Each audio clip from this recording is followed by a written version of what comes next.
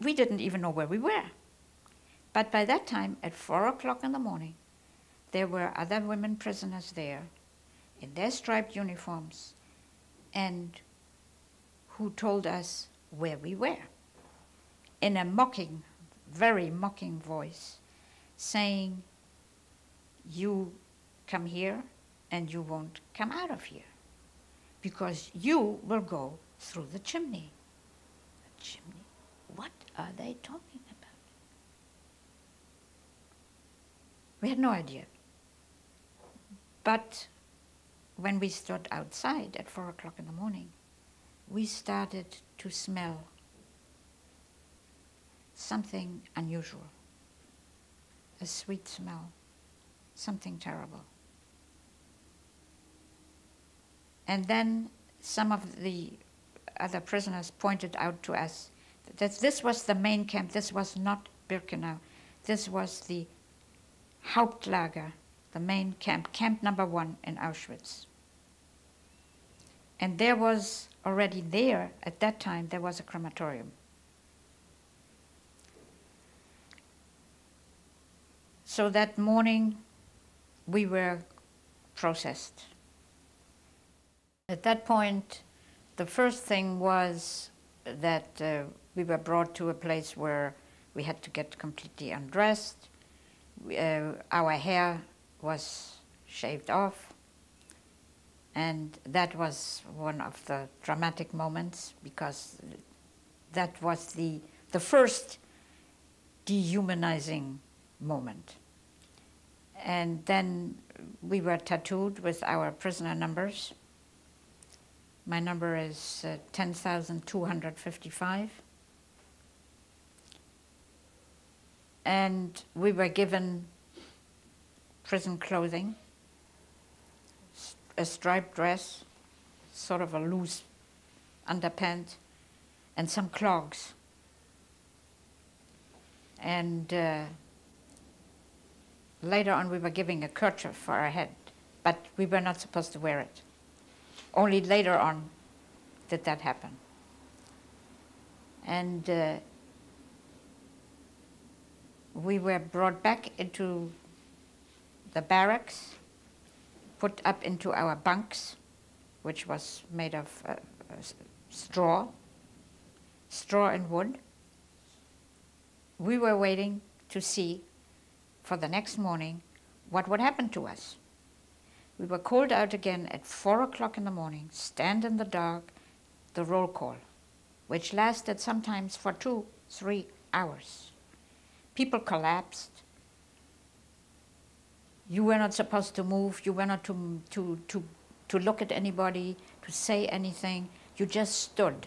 And by that time, we were already very weak. And the screaming by the German SS women was something you had to get used to. What kind of things did they say? No, it was just screaming, stand still, don't move, you damned Jewish bastard. I mean, just insults, just for the sake of screaming. And then there were a few who came around with whips and who just hit people and whipped people, anything they felt like.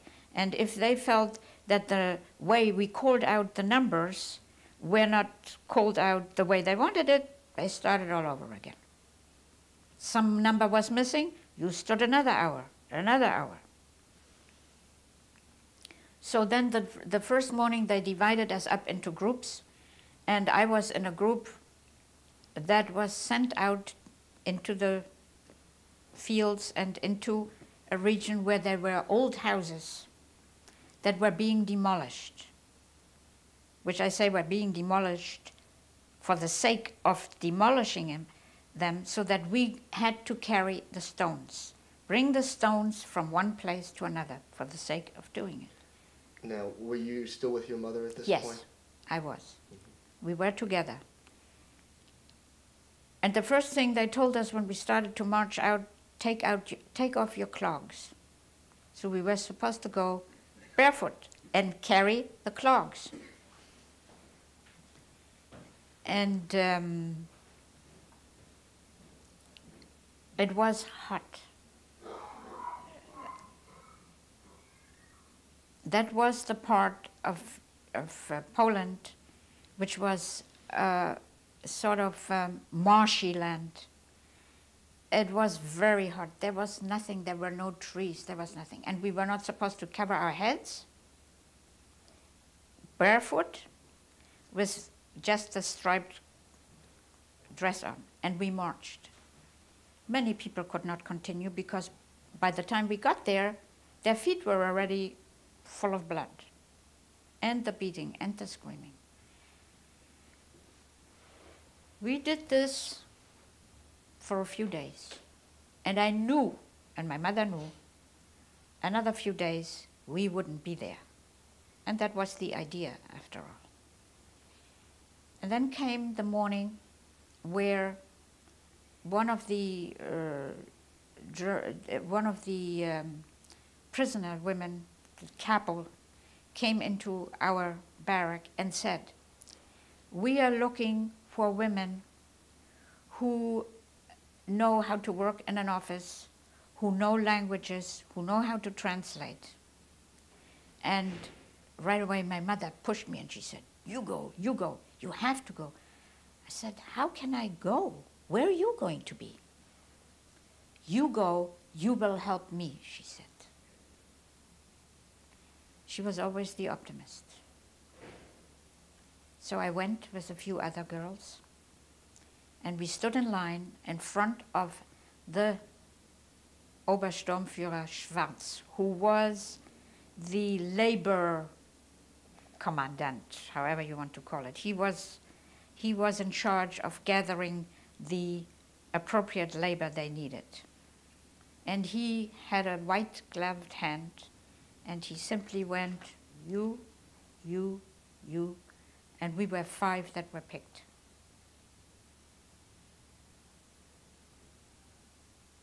My mother was elated because she thought that this would be helpful to both of us. So the next morning I was assigned to work in an office which was called the Wirtschaftslager, which was running the food stores and the uniforms, all sorts of things. When I came into that office, when I was brought there, the SS man who was there had no idea what I was doing there and how I got there. But he got the order in writing that I was assigned to that office. These were the ironies and the little links of luck and illogical things that happened that saved most of us. Now, this man assigned some work to me, and every day I went to him and I told him that I would like my mother to either join me in that office or do anything, or bring her into any other office, or bring her to clean the steps, or to do anything. And he would always say, "Give me her number." Every morning he said, "Give me her number." And I did. Nothing happened. Then came the day when the order came that all of us women who were in the main camp in Auschwitz I were supposed to go to Birkenau. And we all went to Birkenau, and there I went with my mother. At that time, we girls who were working in those offices had already a little bit better kind of a prisoner's dress, and we were allowed to cover our heads with a kerchief. So when we arrived in Birkenau, we knew that we had arrived in hell. It was the most indescribable place. You couldn't walk because there were, everything was mud, deep mud, and you would sink into the mud. And there were already quite a few people who had been there for a while, who had come from other countries. We were put into barracks which originally were meant for horses. And these barracks contained stone, there were stone bridges, whatever you want to call them.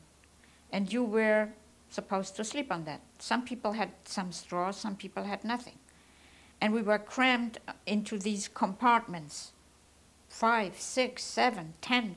It eventually became unbearable. There was no water, there was nothing. The food was the same as before, only less. What I saw in Birkenau is graved into my mind forever. Women who were already skeletons, who were full of scabs, full of wounds, open wounds, people who were made to stand in deep water and sink into the mud. The most horrible things. And the smell of the crematoria was something incredible. And the horrible fear of the selections. They would pick anybody who didn't look right, who they felt was not fit, or who was fit and they felt they wanted to let go. How often did they conduct the selections? Very often.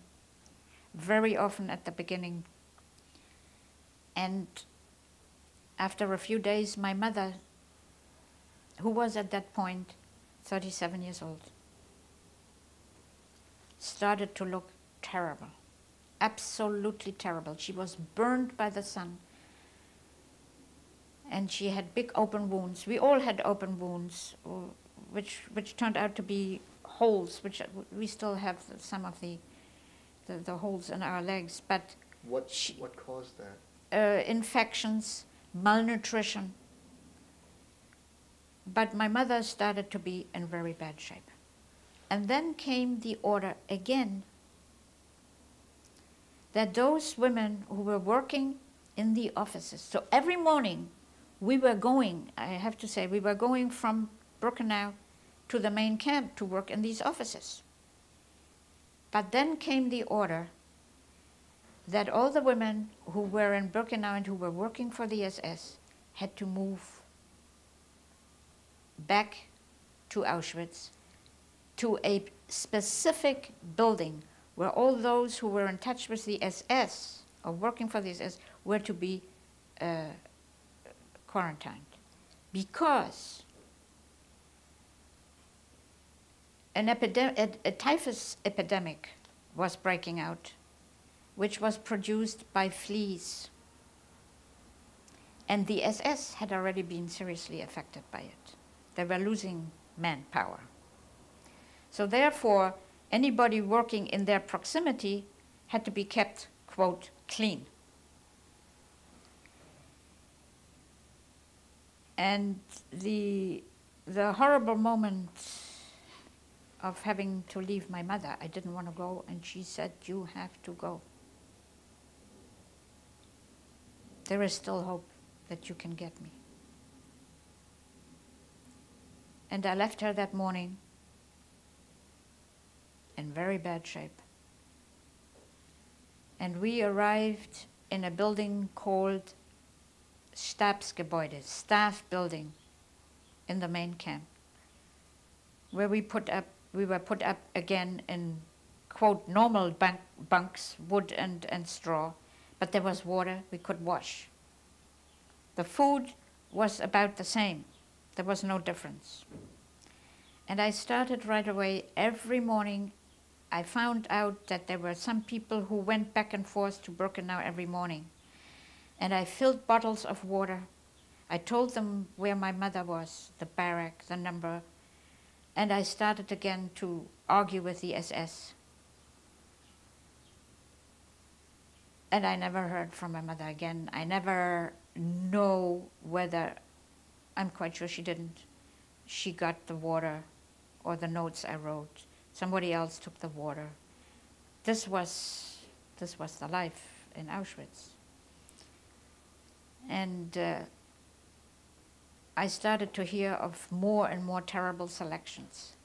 And in the back of my mind, I knew that she could not survive this.